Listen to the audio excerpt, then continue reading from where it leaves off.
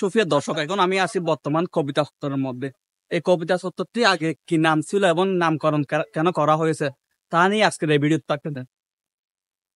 এই কবিতা চত্বর sea beach এর নাম ছিল আগে হচ্ছে বালিকা মাদ্রাসা সি বিচ। এখানে রাস্তাতে আসার সময় একটা বালিকা মাদ্রাসা নামটি হয়েছিল আগে বালিকা মাদ্রাসা সি বিচ। আর বর্তমান এখানে এটি নাম হচ্ছে হুদা কবিতা চত্বর মঞ্চ, যেটি বর্তমান একজন কবিতাকার কারণে এর নামটি হয়েছিল হচ্ছে হুদা কবিতা চত্বর মঞ্চ।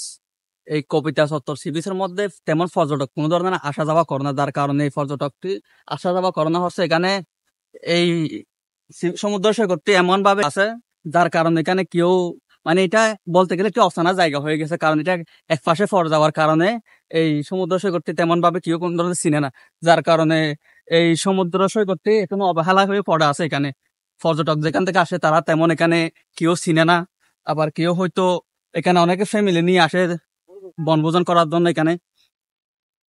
আর এই কবিতা চত্বরের মধ্যে রয়েছে চারপাশ দিয়ে এই জৌ বাগান, যার মধ্যে জৌ গাছের ভরা। এখানে এসে নিজের পরিবার নিয়ে আনন্দ এমন ভাবে কাটানো যাবে, নিজের আনন্দটুকু। আর এখানে বিশেষ করে দেখতে পাচ্ছি এখানে বিভিন্ন ধরনের গাড়ি আছে নিজের পরিবার নিয়ে যারা এখানে ঘুরতে আসছে। আর এখানে নিজের পরিবার নিয়ে ঘুরতে আসার মতো একটা পরিবেশ বলে আমি মনে করি এটা।